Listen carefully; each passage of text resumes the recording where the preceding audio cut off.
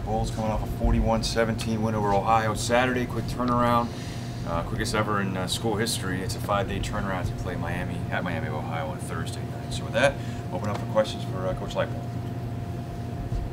Okay, Coach, just Miami. What stands out when you watch them on film? You know, a lot of good young talent that's getting better. I know it not always reflected in the win column right now for them. Gone to a true freshman quarterback, big, strong-armed young man. They're mixing things up. Good quarterback run game when they interchange some things. So the scheme makes it difficult on the their offense and for our defense in a short period of time. That's probably one of the bigger concerns is, you know, getting the reps and the looks that you need in a short week to look at all the things that they're doing. Defensively, well-coached, again, a team that, you know, much like we felt a week ago is, you know, putting some good things together at different times. I'm sure they're just looking like we are to stay consistent for 4 quarters. How do you prepare differently for a short week rather?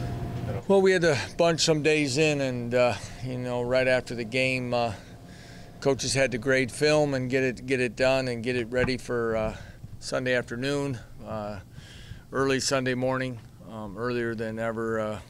You know, for normal, you know, staff's in game planning right away.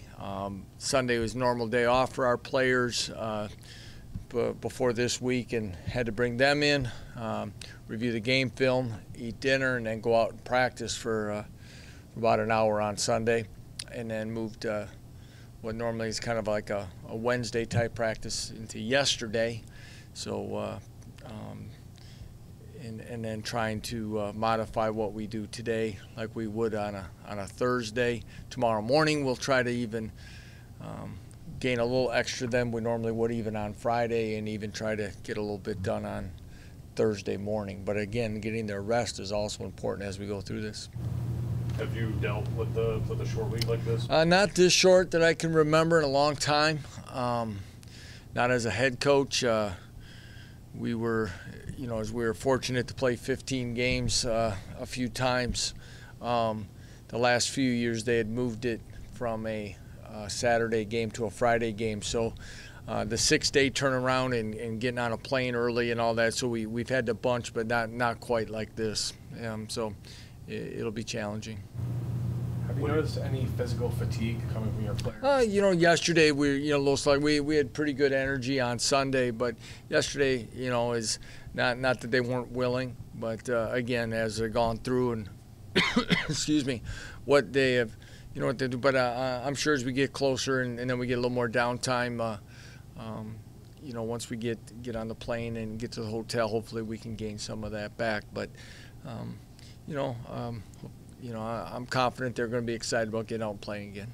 Do you anticipate having Anthony Taylor back this week? You know, we're hoping. You know, he's doing a little more, I wish it was a regular 7-day. I'd feel better about it, but he definitely will go on the trip and dress.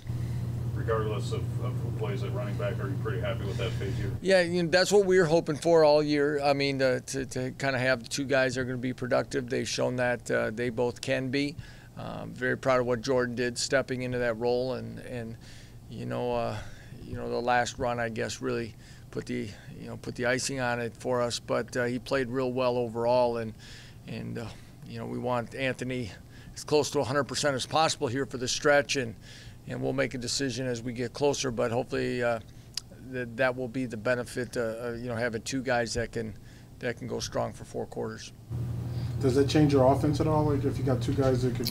Not really at this time. It can be the strength of what we felt our offensive philosophy has always been is, and as you've been able to see this year, is we're pretty multiple in what we're willing to do and able to do within the scheme, whether it be with tight ends on the field, receivers on the field, and hopefully we can continue to build in running game and things that allow us to use those 2 guys and use their talents to the fullest.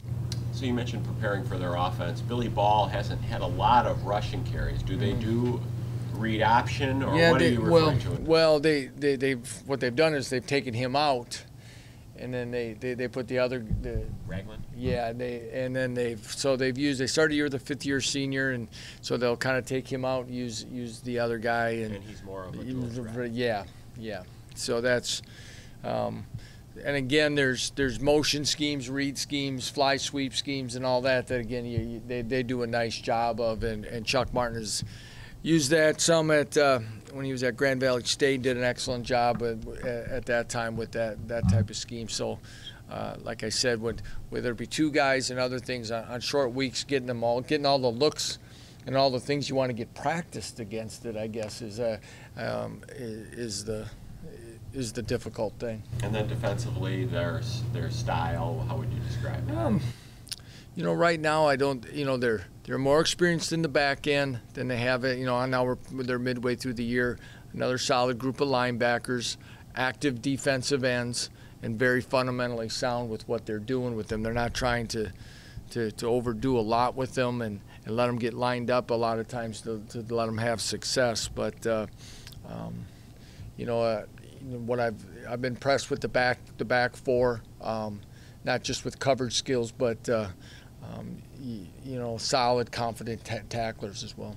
You've never crossed paths with Chuck Martin, right? In your career? Not against him. Right. Known Chuck shortly after I got the job at Whitewater. His line coach there, when he won some national championships, we worked together in Omaha. So we've had talks. In fact, Chuck and I we were going to get our staffs together in Chicago and do some clinicking, but it just never timed up. But Coach Simpson, Chris Simpson, our linebackers coached at Grand Valley State after Chuck left, but knows a fair amount of the guys. Matt Pulowski, his defensive coordinator, was at St. Cloud State for a long period of time while I was at Nebraska Omaha, so we kind of crossed paths there. So there's always 6 degrees of separation or something in this profession, right? How about your linebacking core? Just how do you feel they've played extremely well. Playing them a lot of snaps. Nick Gilbo has been extremely steady throughout this season to this point. As we said before, Nick's a guy that maybe not always going to pass that eyeball test, but he's just solid in what he does. He gets people lined up and makes plays, and that's the most important thing about a linebacker. He's going to make plays. Brandon Berry, again, continues to grow into his position. He's made a lot of big plays for us. We continue to want him working on consistency, but again, been very pleased from where we were at in the spring and where we're now. And then, the one that really stepped up last week is Okezie Alozie, being East Division Defensive Player of the Week. But again, hopefully that'll be a game that he continues to build on as well. You got the ball to Marcus McGill, made some nice plays. Yeah. Was there a point of emphasis going into that game, or Joe just went, that's where the ball? No, it's still within the scheme. There are some plays, not like, hey, we got to get Marcus the ball, but what you're able to see is a young man with a lot of athletic ability and really let it loose a little bit once he got the ball in his hands. That's what was impressive, to see him play with that confidence after the catch. He's made some plays for us, but he made a lot more, yak yards after catch that were a big boost to the offense. And in the past few weeks, Willoughby, Weiser, now you add another one in there, someone that's rushed, 147 yards for Johnson. Now you're starting to spread out the weapons, and hopefully that'll put some stress on some defenses. You get back in the middle of the night Friday?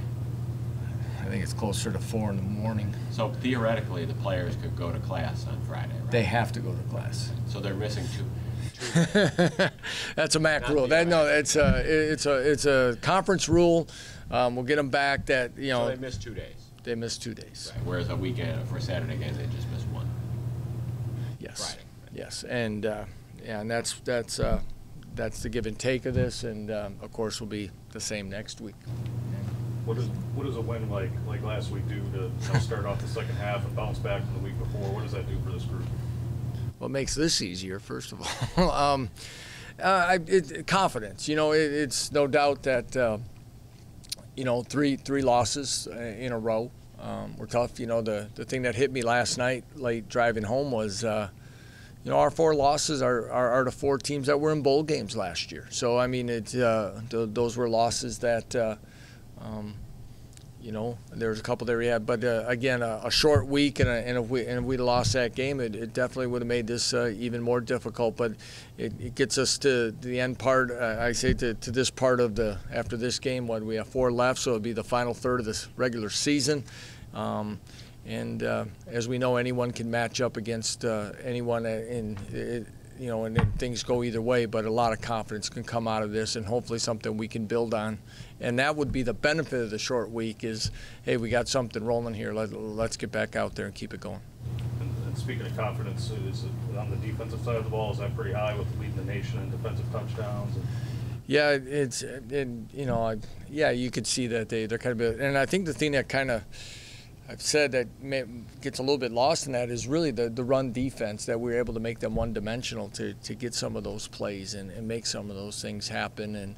And again, something that we need to continue to build on. And I think confidence there is definitely, and we need confidence throughout all 3 phases. And going to get a road victory on a short week would, again, help that.